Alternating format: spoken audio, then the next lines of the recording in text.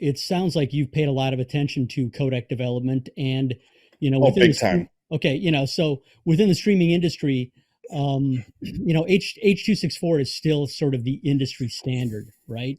Well, because it's the common denominator. Mhm.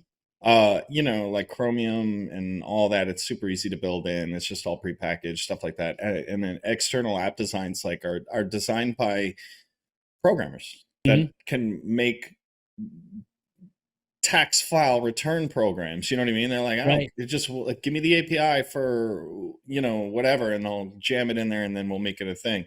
To my knowledge, there has been really no video centric streaming platform plugin, whether it's privatized from point to point or, through a network and server delegation that is done by someone who fully understands and appreciates um, streaming technology. Hmm. And not to say that there isn't any, but like, I'll tell you, Zoom was not built with video in mind Right. Right. until about 5 years in, and they're like, and I see that a lot with a lot of programs. So it's not like a big thing, it's like um, it's so departmentalized with Yep. these big kind of AAA, products where it's like a video game. You want really good sound from a video game. Chances are you're not going to have an audio lead on that team that knows DSP. Hmm. You're just going to get a guy that says, I kind of know Fmod. Let's throw that in, sell our Right. game for 500 million. You know what I mean? Right. And that's Yeah. fine. That's acceptable for most people because E- it works. Exactly. And we found at Streaming Media, when we started doing our virtual conferences in 2020, like everybody else, we looked at all sorts of video conferencing platforms, at webcasting platforms. Um, and even those, we found the thing that broke was the video, or the thing that failed was the video. And I'm not going to name names, No, but but there's two massive problems with streaming video, and that's just it's the same with live audio.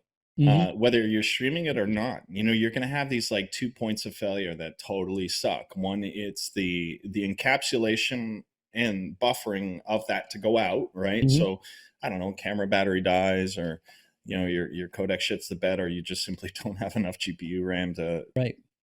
crunch it, or it's the bandwidth, on the user side. You Mhm. know what I mean? They're like, oh, no, it works really good, this is just a bad internet connection. I'm like, well, case Right. in point. Right.